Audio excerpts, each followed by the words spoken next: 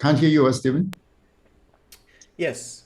We are now in chapter 11, verse 7 to chapter 12, verse 14. This is our penultimate session, and the title is Delight, Death, and Decay. And I think we just jump right straight into it. We are very familiar with Kohelet right now, but there is a surprise at the end. We There will be some verses that you are very familiar with. Maybe you treasure them a lot, and today you may be hearing something that you have not heard before about these particular verses. And so let's dive right in. Chapter, if I could just move the slides, advance the slides. Right, so we have chapter 11, verse 7 to 10. Light is sweet, and it pleases the eyes to see the sun. I mean, it's good to be alive.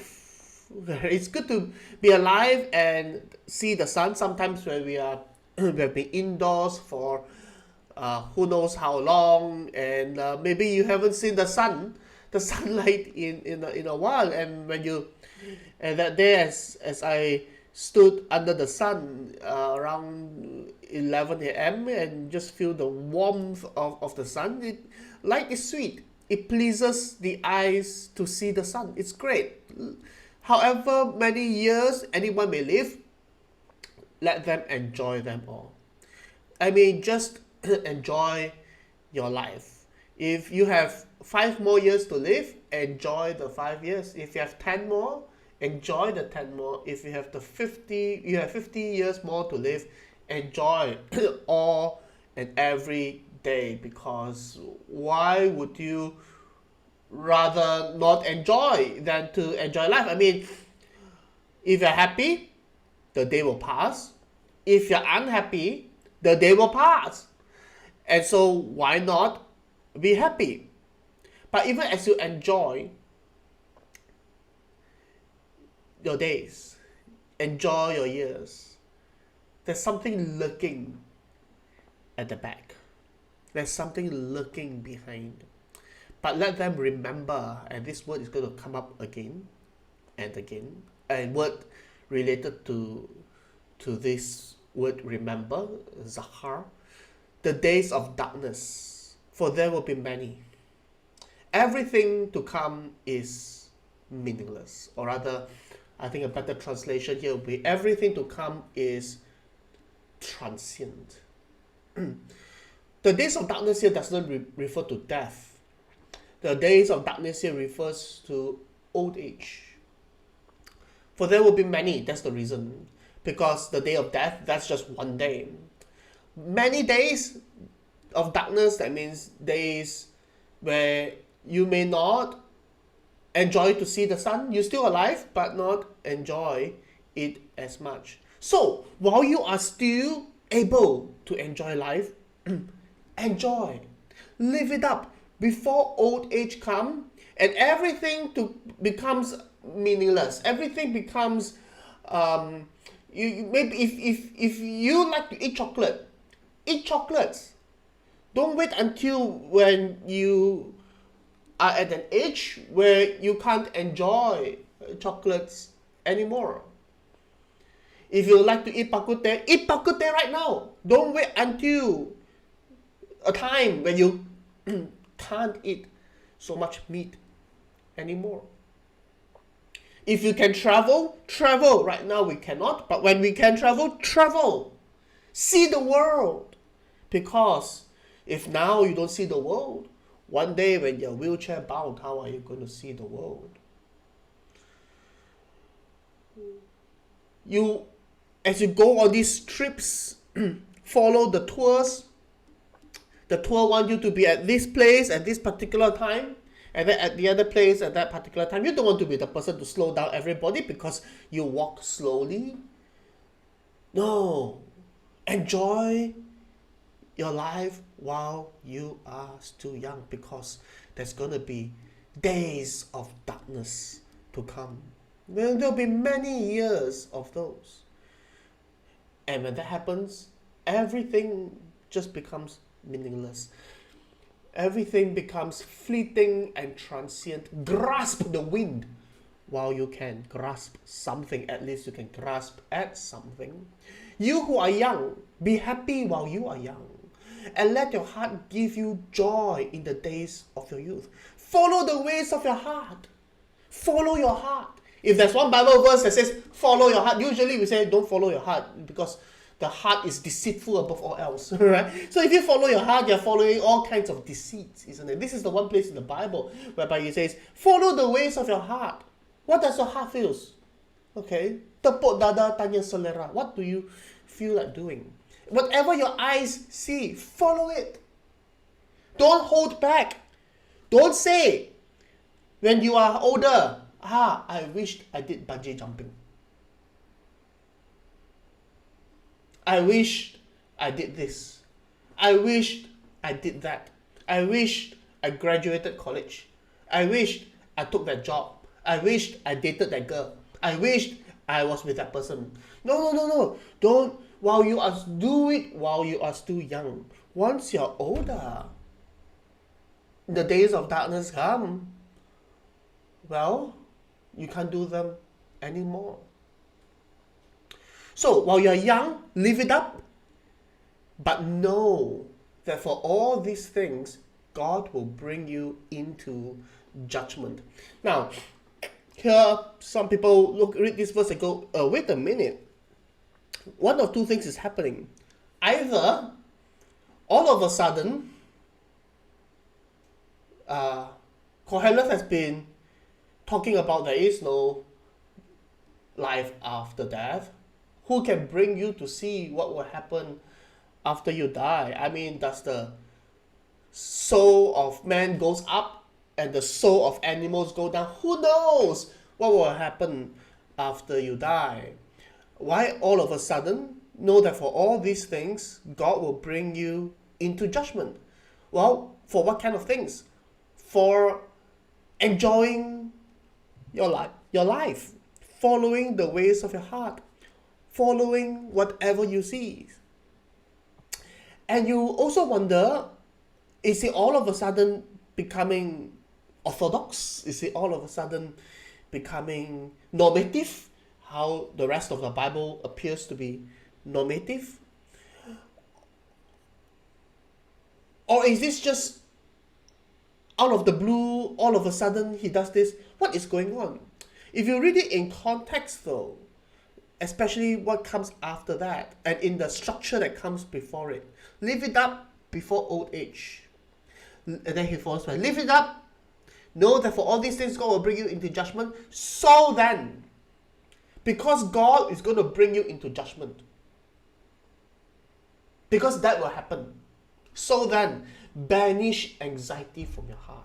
Cast off the troubles of your body. For youth and vigor are meaningless is the wrong translation here. It is havel, that's the Hebrew word. But I think here it should be translated as, for youth and vigor are fleeting. See, one day God is going to bring you into judgment. So what should you do? You should do whatever you want. Banish anxiety from heart. Don't worry about the future. Cast off the troubles of your body. Don't be yoked under whatever. Because youth, you're only young ones. Youth and vigor, they are fleeting. One day you're not going to be youthful anymore. One day you're not going to be so vigorous anymore. If you want to pick up a martial art, pick up a martial art now. Don't pick up the martial art when you're much older.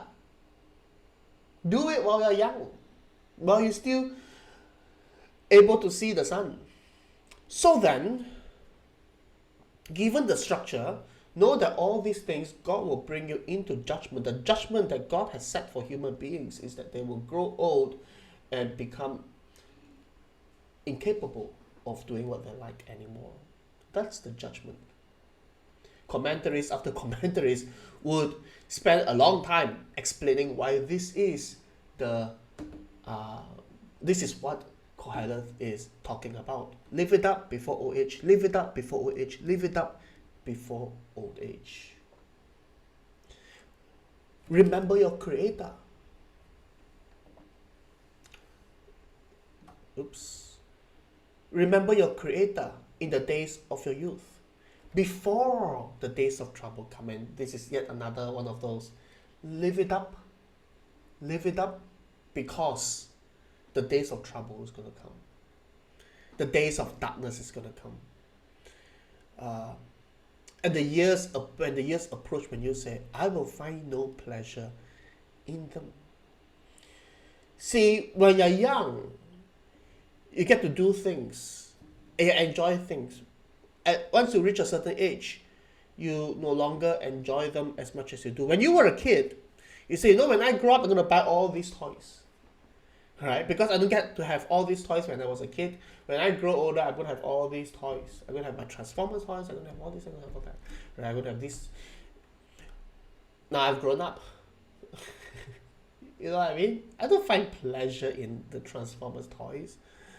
I remember as a kid, I was watching Voltron, and Voltron was so wonderful. And then now that I grow up, I watch back the cartoon because for reminiscing the past, isn't it? So I watched on YouTube the very first episode of Voltron, and it's just so silly. I wonder what in the world, why did I even like it in the first place? Well, then I understood. Well, I was 8, right? I was 8, I was 9, now I'm 39. Of course, I'll find it silly right now. I find no pleasure in them at all. Now, I find other things right now fun to do, and I should be doing them. Instead of doing something that I don't like to do. Hey, why are you stuck in the job that you don't like to do? Go and do something that you like to do while you can do it. Remember your Creator in the days of your youth, before the days of trouble come. And the years approach when you say, I find no pleasure in doing them anymore. What is this then? Remember your Creator, because that sounds like a great sermon. Remember your Creator in the days of your youth. Sounds like a great advice for young people that we should preach from the pulpit. But then given the context, is this what he really meant? Remember your Creator in the days of your youth, before the days of trouble come. Because one day you're going to say, I don't like to do these things anymore. I find no pleasure. Therefore, I should remember my Creator in the days of my youth. Does that make sense? How do we make sense of this? Peter N says, Kohelet is certainly not speaking of some eschatological or afterlife punishment. Of all these things, God will bring you into judgment. He's not talking about end-time judgment. In his mind, there may or may not be such a thing. Afterlife punishment, that is utterly nonsensical to his ears. Such a view would be completely out of step with the entirety of the book so far. He is saying, enjoy it while you can, but know that God's judgment is coming. That is old age.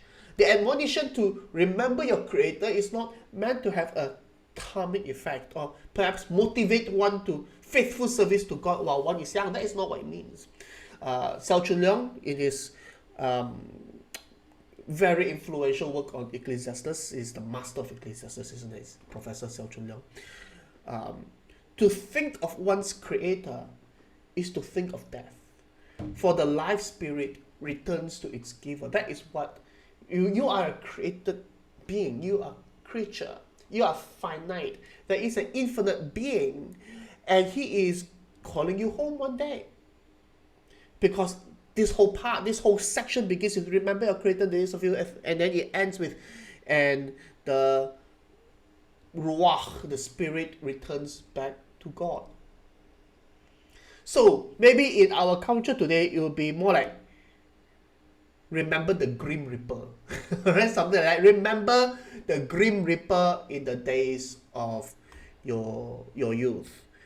Right? Know that one day you will grow old and die. So therefore, before that day come when you say, I find no pleasure in them, enjoy. Wow, you can. You who are young, be happy while you are young. Let your heart give you joy in the days of your youth. One day, when you grow older, you can't do it anymore. Delight, because death and decay is coming. Before what? Before the sun and the light and the moon and the stars grow dark and the clouds return after the rain. Now this part, all this whole thing is very difficult to interpret. There's so many different ideas. I'll go with some of the traditional stuff. Before the sun and the light and the moon and the stars grow dark, before vision gets blurry, before hope, right? When you are 30 years old, when you're 20 years old, you're full of hope, right? You come out from college and you want to conquer the world. Then when you're 30s, you realize that the world fights back. and your childhood dreams, isn't it? It dims over time. One of the,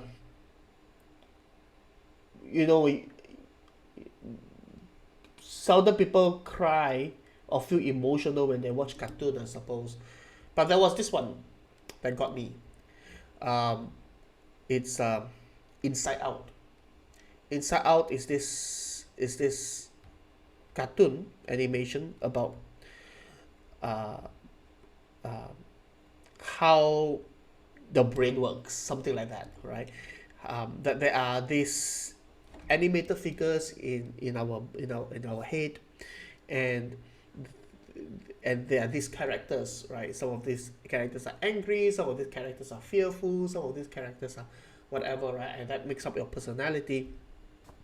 And then there's this adventure that goes on. And there was this clown that is the kid's imaginary figure, imaginary friend. And this is a story about how this child grows up, and eventually that imaginary friend fades away. The imaginary friend has to die and be erased from memory, and that imaginary friend, as that clown, fades into the background, isn't it? Your childhood dreams.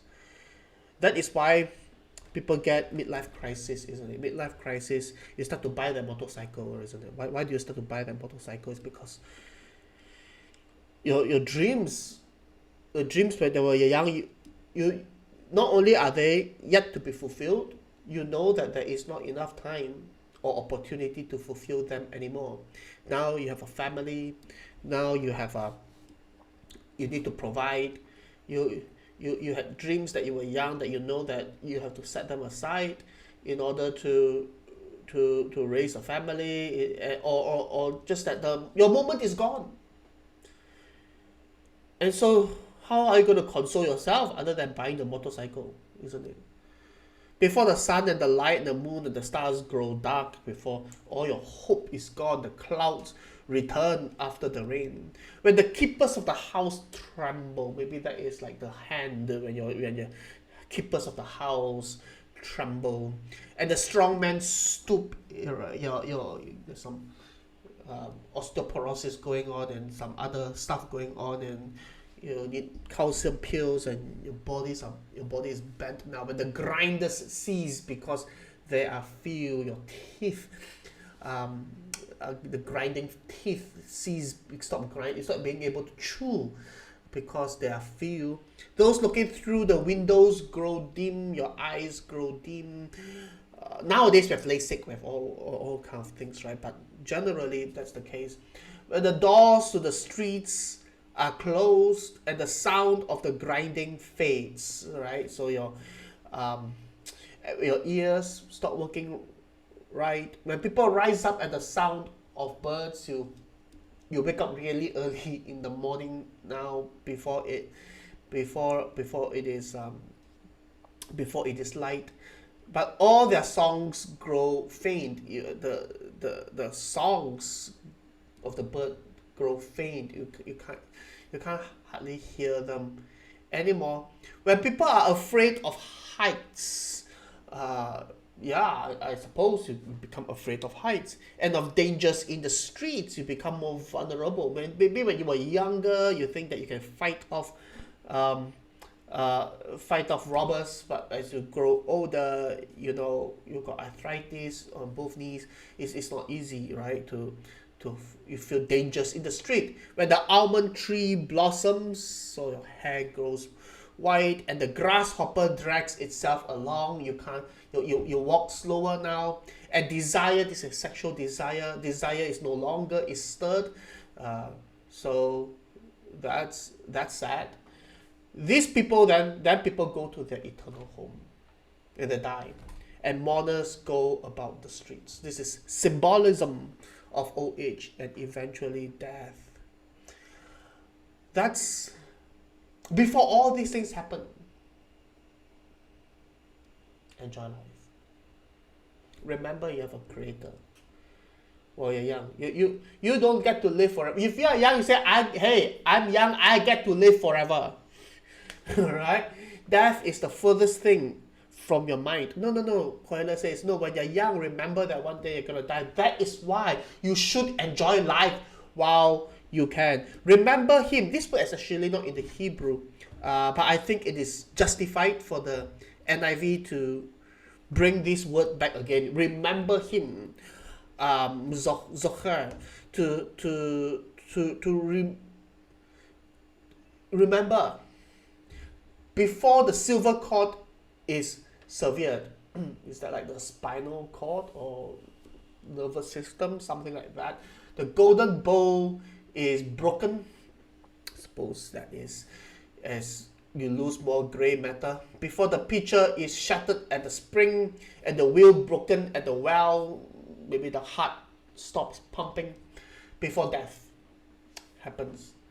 And the dust returns to the ground it came from, and the spirit returns to God who gave it. Remember God, the God to whom your spirit will return one day. Meaningless, says the teacher. Everything is meaningless. Chasing after the wind. We have to chase for something, otherwise you will be an aimless person. I mean, in order for us to be able to do anything at all, we need to have an aim. Even if it is a matter of fulfilling your most basic needs, you need to have a hierarchy of things that you want to do right now, and therefore you ended up even doing anything at all. Otherwise you end up doing nothing and becomes totally immobilized. So we have to aim at something, and just know that whatever they are aiming for is a chasing after the wind.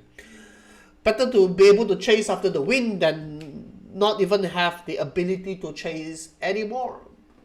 Because earlier he says, enjoy your life, but know that very early on he says, entertainment, education, enterprise, all these things that we enjoy pursuing, in the end, it doesn't really matter. In the end, it adds up to nothing. There is no profit, no yield, no yitron. But I suppose better wise than foolishness, better rich than be poor, better be educated than uneducated, better be entertained than not entertained. So chase, but chase while you're young, don't chase when you're old. There's nothing for you to chase when you're old. And one day, you, me, everyone, if you say, you know, maybe we are lucky we get to live to 100 years old. Well, I'm not sure whether Kohelet has been trying to prolong his life for as much as possible. Don't die before your time, of course. But is life really about, you know, for the first 20 years of it,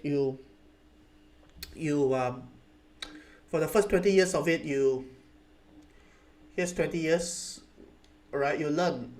Okay, you learn. And it's stressful. Many kids commit suicide. You learn. And then here, until you are, now it's longer now, 65. Okay. you work. All right. So basically, for 65, why do you do that?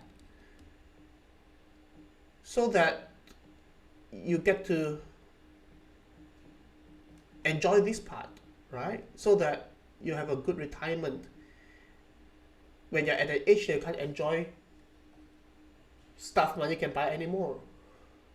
So you see, I stop I learn. All those other kids are going astray, right? All those other kids are going astray, and therefore I don't want to be like them. I want to be on the proverbial, right? What the proverb says, be on this narrow path. I study and study and study. I learn. I discipline myself so that I can get a good job. And then when I graduate, I start working, right? I work for 30, 40, 40. You better like what you study. And unfortunately, we have to make that decision when we're 18. I mean, come on, why do we have to make the decision for this part? What are you going to be doing here at the age of 18? Really? Can we really make that decision at the age of 18 of what we want to do for the? But that is what we have to do. We have to make that decision, right? So that when we graduate, otherwise you have to start from scratch to do something that you weren't trained to do. So you get trained all over again. You can always do that. No hurry. This is a very long time. Some of us, of course, die before then, and that's a different story. But if you die before then that's a tragedy, because what you're doing is that you're putting all your money into EPF, right? Your bank account has a positive balance, and what is a positive balance bank account? It's stupid, because it's just a number in the computer system. So that's what a positive bank account is, if it is not turned into goods. Because what good are those numbers in the computer system unless you convert them into actual goods, that food that you can eat, and clothes that you can wear, houses that you can live in, and cars that you can drive, and holidays you can enjoy. Otherwise, do you really enjoy looking at a number on the screen of the laptop and say that I have a bigger number than yesterday now? What is so enjoyable about that? That is not a real thing. But so no, we have to save up for our retirement so that we can really enjoy this part. You see, that's the goal. We do this, all of that, so that one day when we are 75, we really get to enjoy life at 75. Coiler says no. Enjoy it here. Enjoy it while you can. You may not even make it here. So what, okay, many of us are not even gonna make it here. Right? So then you've just wasted everything here. Now, for those of us who make it here, well, okay, you suffer then 20 years, but then you enjoy 65. Why? Instead, suffer 65, and then you could enjoy 85, but you can enjoy the 20 years at the end by saying, I find no pleasure in them anymore. Now I have to eat low fat. I cannot take the cholesterol. I'm afraid of heights. I don't like to go on planes anymore. I walk slowly. It's very hard for me to go on sightseeing trips anymore. I can't do the hiking. And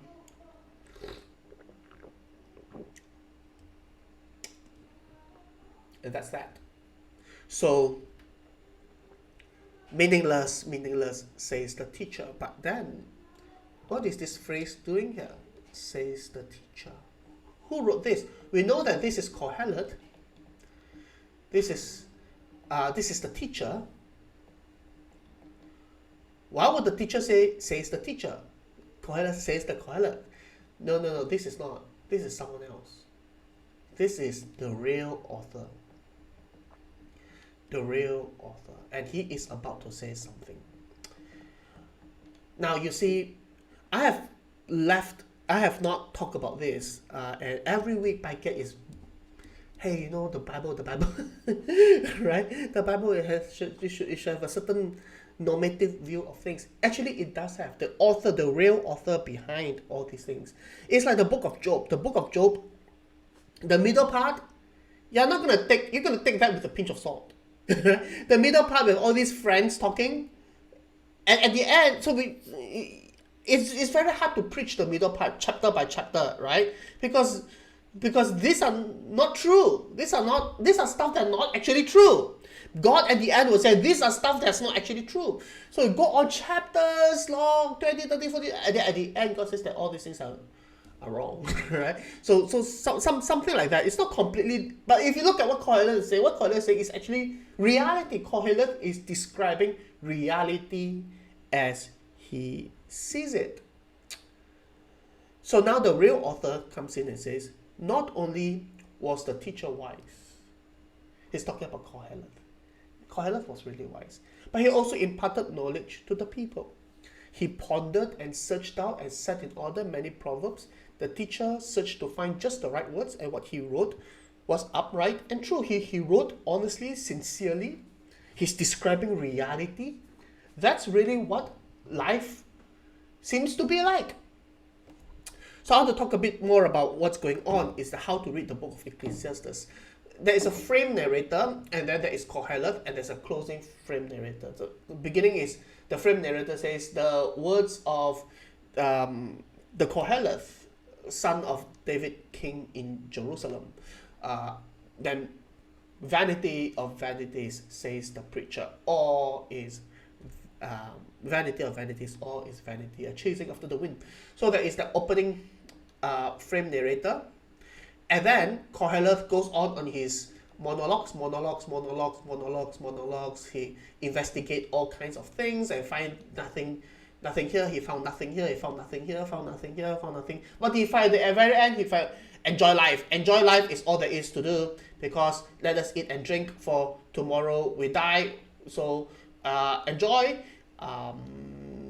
There's nothing else going on. Wisdom is better than foolishness, but in the end both die. Okay, and then the frame narrator comes back at the end of chapter 12, and this is what the frame narrator has to say. He says, the words of the wise are like goads, that collected sayings like firmly embedded nails given by one shepherd. We need to delve into this verse a little bit. The translation here is literal. It is quite literal. It says, Divrei Hochamim, the words of the wise. This is like goats. So a goat is something that prods an animal. So if you have animals, and then you want them to go a certain way, you put and it's painful. There's a prickly, sharp end that they would use to poke and prod the farm animal along. So this is a pastoral language. This is a language of shepherds. So he says the words of the wise people, plural, are like goats and like nails that are firmly fixed nails. Okay,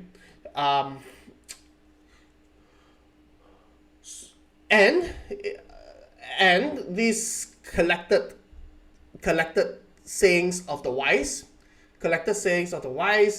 it says nitanu, given, meroe, from shepherd, echad, one from one shepherd, echad, this is one, and this is from shepherd.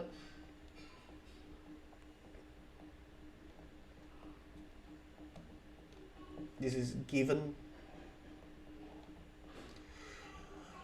So the way it's literally translated, the words of the wise are like goats that collected sayings like firmly embedded nails given by one shepherd. The words of the sages are like prods, right? The collected sayings are like firmly fixed nails, are like that, prods. And there's firmly fixed nails on the end of the prod, and it hurts. That's the point. There's a pointy edge at the end that prods you along. You don't like it. You do not like what Kohelet says, but he's telling you the truth, and he's prodding you along. They're given by one who is like one shepherd. The King James Version, the words of the wise are as goats and as nails fastened by the masters of assemblies. That's just wrong translation, I think. Which are given from one shepherd. That's a misunderstanding um, of this word. The ESV, the words of the wise are like goats, and like nails, firmly fixed are the collected sayings. They are given by one shepherd, capital letter S. So capital, we know that this refers to God. But there is nothing in this verse that says it's from a shepherd. Would suggest that it is God. This is a theological interpretation. It's very much the translator right here rather than the author himself. But now that I've learned a little bit more of how translations actually work and is published, I actually do suspect that it may not be the translators, it may be the publishers who made this a capital letter S. But the Good News Translation here really goes go all in for it. It says, the sayings of the wise are like the sharp sticks that shepherds use to guide sheep, and collected proverbs are as lasting as firmly driven nails. They have been given by God. The word God is not even in the text, all right? Given by God, the one shepherd of us all. This whole thing is, wow, wow. I think the best translation for this particular verse is the NLT.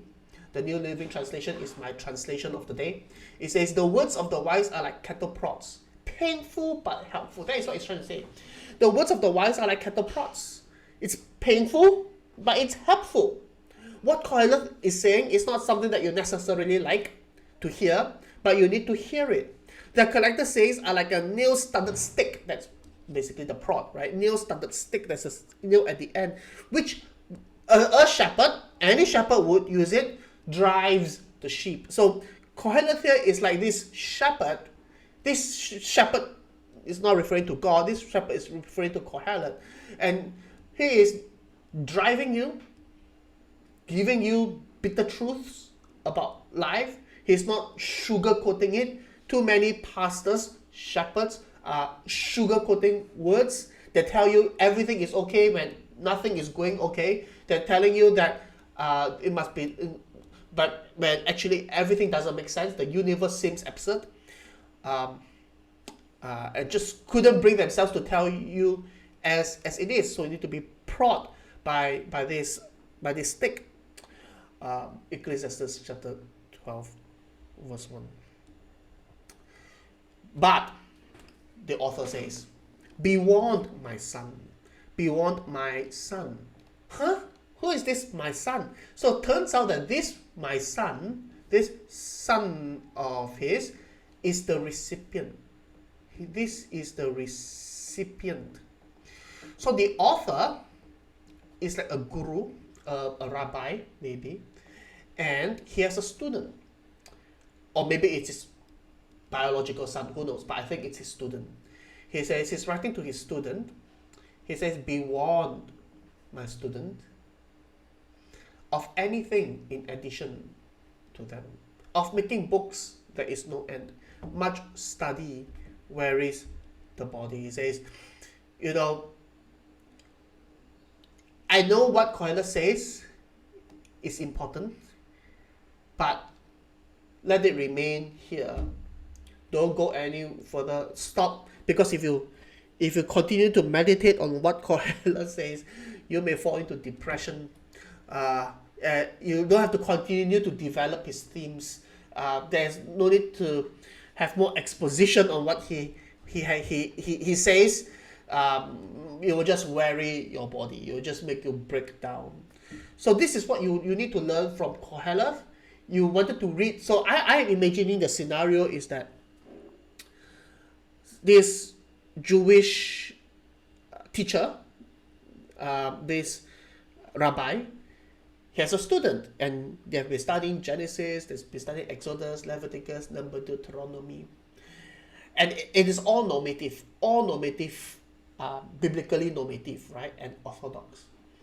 But the student is curious and say, you know what, I think there is something, right? Isn't there another side of the story? I heard that there is this guy called Kohelet, right? And he wrote things that are very startling and really challenge our normative way of thinking. I want to learn more about that. Maybe the teacher say, when you maybe you spend a few years with me learning the normative stuff, then when you are ready, I will give it to you. So now the student has now gotten to a level that the master, the rabbi, say, okay, now is the time for you to read this. And in order for you to read it, you need to make a hand copy, right? So maybe at night, the rabbi he has Koheleth in front of him, Koheleth as it originally was, and he writes it, copies one copy for his student, and he adds the prologue, right? He adds at the start. Now these are the words of Koheleth, and then at the end he gives his little epilogue. This is the epilogue that he writes for his student. Now you see, the teacher, he was wise. He imparted knowledge to the people. He pondered, searched out, and set in order many proverbs. He searched to find just the right words. What he wrote was upright and true. And it's like goats. It really hits you. He hits you hard. But he's telling you the truth. But be warned, my son, of going anywhere further than what Koheleth has done, right? Don't go on the rabbit trail on this one, or you go crazy. Must study where is the body. Now all has been heard. Everything has been heard. You have heard our side, the rabbinic side. You have heard Koheleth. Here's the conclusion of the matter. Fear God and keep his commandments. For this is the duty of all mankind. Koha Adam. This is the all of man. All of man is to fear God and keep his commandments. For God will bring every deed, into judgment, not OH here. He's talking about bring every deed, everything you have done into judgment, including every hidden thing, whether it is good or evil. This is normative teaching. This is the way that the rest of the Old Testament, the way it works. So just like in Job, there is the middle section. There's all this stuff, and then at the end, God comes in and tell you what is true. So also here we have Koheleth describing life the way he sees it, honestly and uprightly and truthfully. But at the end, the author wants his student, having read Koheleth, to know, fear God, keep his commandments. This is the duty of all mankind. Don't think that there is no judgment after death. There is. Now, what is my evidence for it? I have biblical passages. I have Daniel chapter 12. I have various passages. I have new creation in the book of Isaiah. I have a lot of biblical data, but I cannot prove it to you in the empirical sense that Koheleth is demanding. Koheleth demands, okay, you got all these biblical texts. What is the proof? I need to see. I need evidence. I need evidence that there is life after death. If you don't give me the evidence, something that I can see, then it's all just speculation. Who knows whether the spirit of man goes up or the spirit of animals go down? You're all just speculating. You're just claiming this and claiming that until we see with our own eyes, until we have this empirical proof that there is the resurrection from the dead. Then this is just all hearsay. The main or the real author behind all this is saying, no, there will be. Now, right now, in the Old Testament period, I can't, you need to just have faith. You need to believe. Fear God, keep his commandments.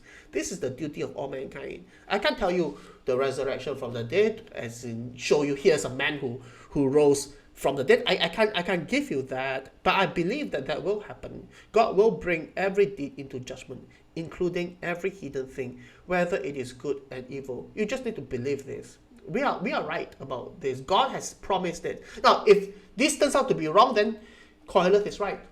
There is no meaning in life. There is no reason to do this or to do that. There is no reason to fear God, no reason to keep his commandment, no reason to do good and or to differentiate good from evil. Just do whatever to survive.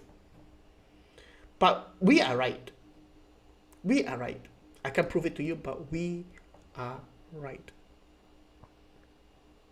This is the normative biblical teaching. What Koheleth lacks and therefore disbelief, and what the frame narrator believes but also lacking the proof of it, we have today with us. 2 Corinthians chapter 4, verse 14 and then 16 to 18. Because we know, there's something that we know. We know that the one who raised the Lord Jesus from the dead will also raise us with Jesus and present us with you to himself. This is the God that we know. What kind of God do we know? We know God, the God who raised Jesus from the dead. And we know that God who raised Jesus from the dead also will raise us from the dead. Therefore, we do not lose heart. Therefore, we do not just say, Que sera, sera. Therefore, we do not just say, whatever will be, come what may. Therefore, we do not just say, Carpe diem, seize the day, and just live as though there's no tomorrow. We do not lose heart. Though outwardly we are wasting away. Yes, we are growing older. Yes, we are hitting middle age. Yes, we're having midlife crisis. Yes, the doctor just came back with some bad news. Outwardly, we are wasting away. Every day we are dying. Basically the day we are born is just a countdown to the day that we die. It's true. It's true. Outwardly, we are wasting away. We are getting weaker by the day. Yet inwardly, we are being renewed day by day. For our light and momentary troubles are achieving for us an eternal glory that far outweighs them all. So, we fix our eyes not on what is seen. Koheleth wants things to be empirical, on what he can see, but we fix our eyes on what that is unseen. Since what is seen is temporary, what is seen is fleeting, what is seen is havel. What is seen it comes and it goes, it's like the wind. But what is unseen is eternal. And we have proof, we have evidence of it. We know that Jesus Christ has risen from the dead. And that is more than enough reason to fear God and keep his commandment. Whether we're young, whether you're old, this is the whole duty of man. Delight, death, and decay. Next week we're going to conclude by an encore, really, to tie everything together. How to read Ecclesiastes as Christian scripture. That is what we are going to do next week.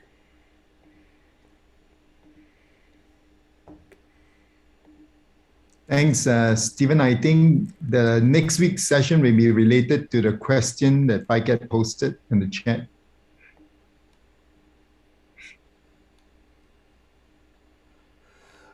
Did the teacher have a right relationship with God or the correct understanding of a relationship with God in relation to our life on earth under the sun? If the answer is no, then his writing in Ecclesiastes is incomplete or wrong in pointing us to God in the right way, and is an expression of a sinner who hasn't found redemption and merely expresses meaningless situation a sinner is in. So one must be cautious in finding God in the right way, God in Ecclesiastes. If the answer is yes, then we can find the right answers to life within Ecclesiastes itself and points us to God the right way.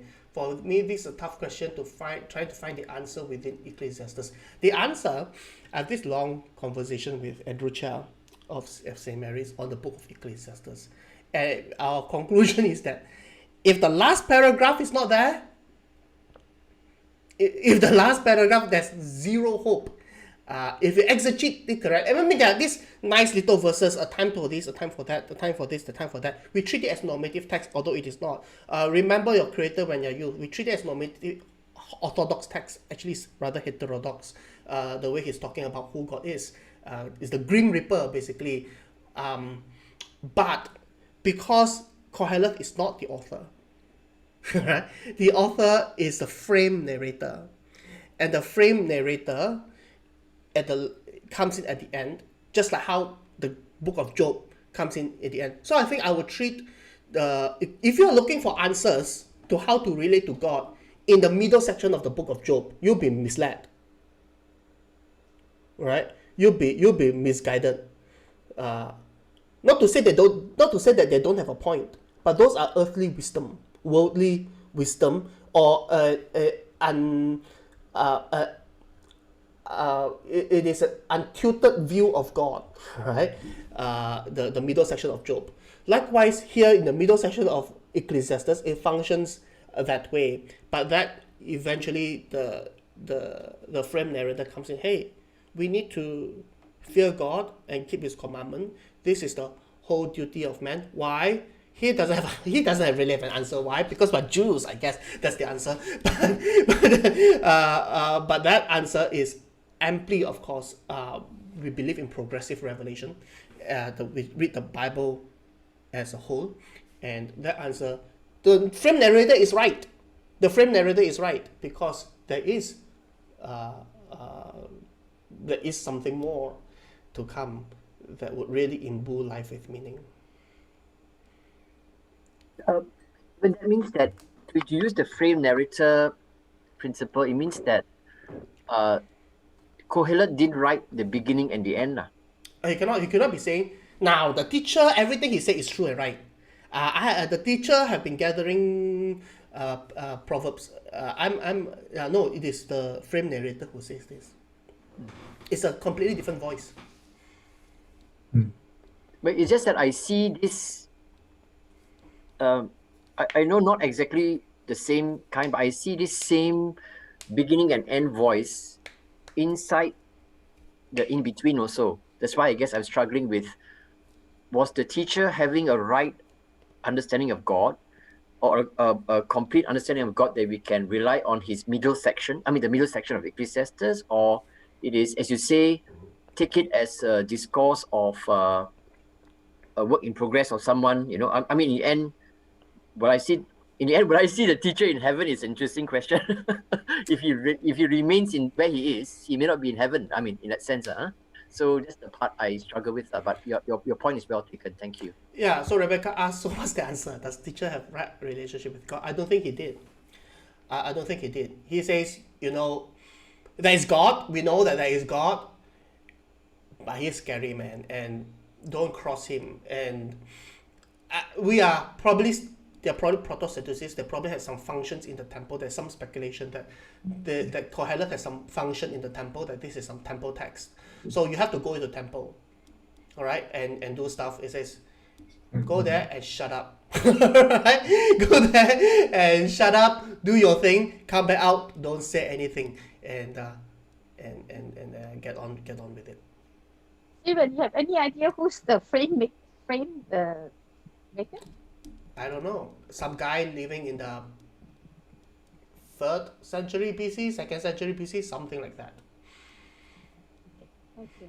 Yeah, Steven, because that's where the wisdom literature is most profound. Yep. Stephen, I have a similar struggle with Baiket. My question is, can the frame narrator be in the middle of the book? Okay, chapter 2:24, it says, "This too is from the hand of God, for without him, who can eat or find enjoyment?" 3:11, he set eternity in the hearts of men. 3:14, 3:17, 5:7, stand in awe of God. 7:24, God made mankind upright for a purpose and all that. So it appears to me that, in between also, it's like the frame narrator also putting wisdom into the meaningless of the whole text. Yeah, I don't see Kohelet contradicting any of those stuff. They're much in agreement between Kohelet and the frame narrator. It's just that one believes that there is judgment after death, and another does not say that. At the very least, agnostic about such a thing. He's the same guy who says, who knows whether the spirit of man goes up, the spirit of animal goes down, right? Who knows these kind of things? You've been there, and you came back to tell us. So he's the kind of he's the kind of a guy. I have given my interpretation of some of these verses, he has planted eternity in our heart, is I think we are very much, in this particular one, we are probably more influenced by Scofield Bible than by Koheleth. Planted eternity in the heart, so there's this God-shaped vacuum in our heart, right? That's how we have always understood it. But read in context, that is not what he's saying. He's saying that God has planted eternity in the heart so that we couldn't find out what's going to happen in the future. God has planted eternity in the heart, yet he does not allow us to find out what's going to happen in the future or what has happened in the past. So basically, he has given us this sense of time that other animals do not have. He has given us this sense of time that we know that there's millions of years that happen before us and millions of years, and we get to only occupy this 70, 80 years in this small little slice, right? I mean, don't you wish you're able to time travel to the back or go to the forward to the future? But although you're given that sense, you're not given the ability. So what God does then is to give you work to do so that you'll be occupied by your work, so that don't go and think about these kind of things. All right. So if the more you're going to think about these kind of things, the more. So you need to read Koheleth. This is what he actually says. So what may need to be adjusted is our understanding of what scripture, or what is our presupposition of what scripture is supposed to be, right? And then we have to ask ourselves, why do we have that presupposition of what the Bible ought to be? Should our theology structure the Bible, or should the Bible correct our theology of what the theology of the Bible, right? So that is something that we have to think through.